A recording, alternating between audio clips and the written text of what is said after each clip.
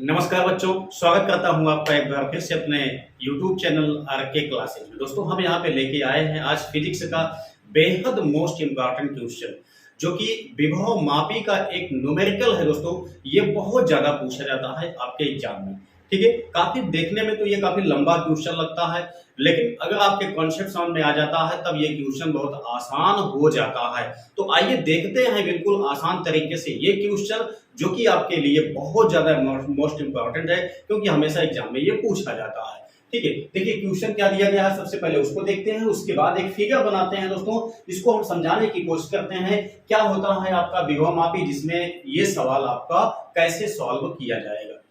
तो देखिए क्वेश्चन क्या दिया गया है, किसी विभव मापी व्यवस्था में 1.25 वोल्ट विद्युत वाहक बल के एक सेल का संतुलन बिंदु तार के 35 सेमी लंबाई पर प्राप्त होता है। यदि इस सेल को किसी अन्य सेल द्वारा प्रतिस्थापित किया जाए तो संतुलन बिंदु 63 सेमी पर चला जाता है। तो जो सेल से कहा गया है कि दूसरे सेल का विद्युत वाहक बल क्या होगा, मतलब ये हुआ कि जब एक सेल लगाया जाता है तो उसका जो संतुलन बिंदु प्राप्त होता है वो 35 सेमी पे मिलता है।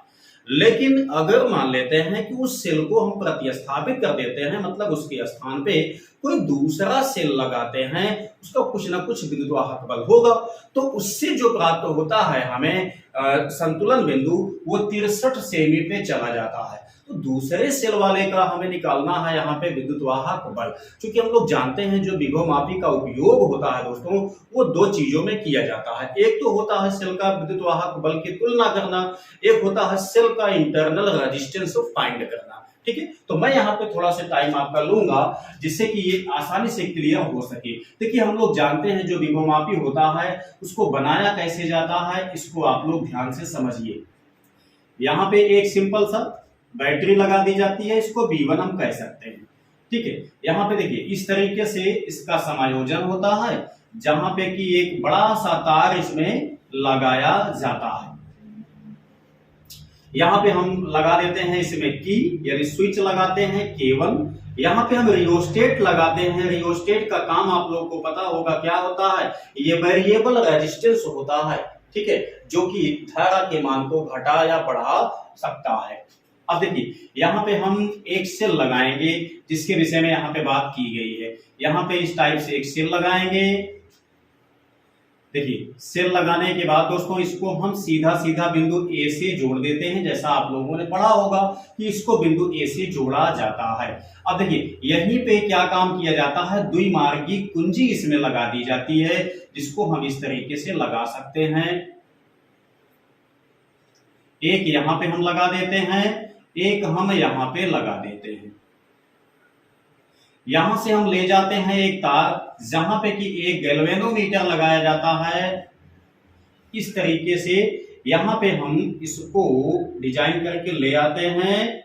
यहां पे ध्यान दीजिएगा, बहुत इंपॉर्टेंट क्वेश्चन है। विभव मापी का जो सिंबल है दोस्तों वो इस टाइप से बनके आपका कंप्लीट होता है।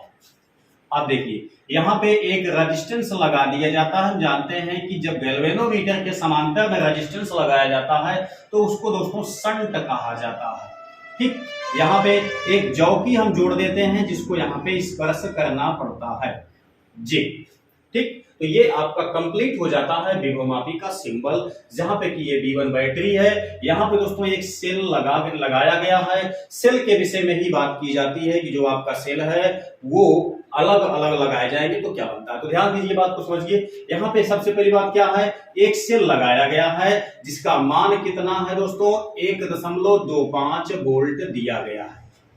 ठीक है, जब ये सेल लगाया जाता है उसके बाद कुंजी K1 को ऑन किया जाता है, यहाँ पे K2 को ऑन किया जाता है, तब इसमें से धारा बहना स्टार्ट होती है। धारा बहना स्टार्ट होती है तो हम जानते हैं काम क्या करते हैं, जो आपका चौकी J होता है इसी को हम विभिन्न बिंदुओं पे स्पर्श करते हैं। जब स्पर्श करते हैं तो जो यहाँ पे गैल्वेनोमीटर लगा होता है, मतलब धारा मापी लगा होता है, ये दोस्तों विक्षेप करता है। ठीक है। तो हम इसको तब तक यहाँ पे टच करते रहते हैं जब तक कि ये शून्य विक्षेप हमें नहीं मिल जाता है, ठीक है। तो शून्य विक्षेप मिलता है दोस्तों कितना सेमी पे, यहाँ आपसे बताया गया है कि शून्य विक्षेप जो मिलता है वो 35 सेमी पे मिलता है। तो जो शून्य विक्षेप दोस्तों जहां पे मिलता है हम बिंदु ए से उसकी लंबाई को माप लेते हैं।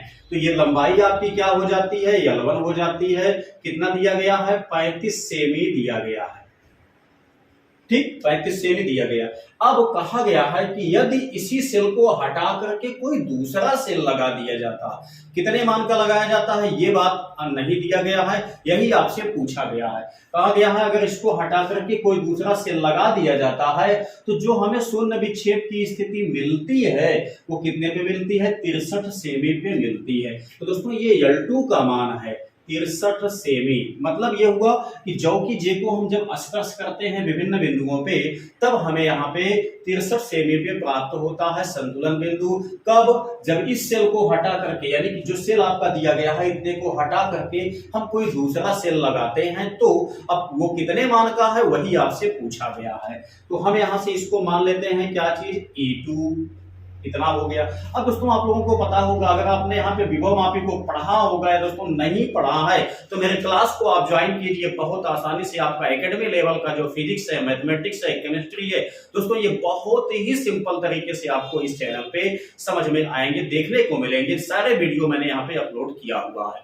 अब देखिए यहाँ पे हम जानते हैं इसका एक सूत्र होता है, वो क्या होता है, E1/E2 इक्वल होता है L1/L2। दोस्तों ये आपका प्रवणता के पदों में फाइंड होता है जब हम इसको सॉल्व करते हैं तो, लेकिन मैं फाइनली यहाँ पे इस सूत्र को ही यहाँ पे लिख रहा हूँ चूंकि डेरिवेशन इसका जो है वो मैं पहले से ही अपलोड कर चुका हूँ। अब देखिए E1 की वैल्यू आपके पास दी गई है 1.25 बटे E2 की वैल्यू आपको फाइंड करने के लिए पूछा गया है। L1 का मान देखेंगे आप तो यहाँ पे 35 सेमी है, L2 का मान आपके पास है 63, ठीक है।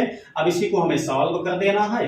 देखिए E2 को हम बचाएंगे दोस्तों तो क्या होगा, इससे यहाँ मल्टीप्लाई होगा, इससे यहाँ पे डिवाइड हो जाएगा। E2 को हम यहाँ पे बचा लेते हैं तो ये 1.25 हो गया है, गुणे ये आपका हो जाएगा 63, बटे में आ जाता है आपका 35, ठीक। तो हम इसको काट सकते हैं, काटने के लिए आप लोग यहाँ पे देख सकते हैं कि 5 सते 35 हो गया, 5 से हम इसको काटेंगे दोस्तों कितना बनेगा, 5 दूनी 10, 5 पचम 25, ये कैंसिल हो गया। बचा क्या है, ध्यान से समझिएगा, यहाँ पे बचा है 0.25 गुणे, देखिए यहाँ पे है 63/7, तो 7 9 63, इसको हमने काट दिया, बचा कितना है, यहाँ पे 9 बचा हुआ है। अब दोस्तों इसको मल्टीप्लाई कीजिए, 9 पचे 45 हो जाएगा, 9 दूनी 18, 4 22 हो गया।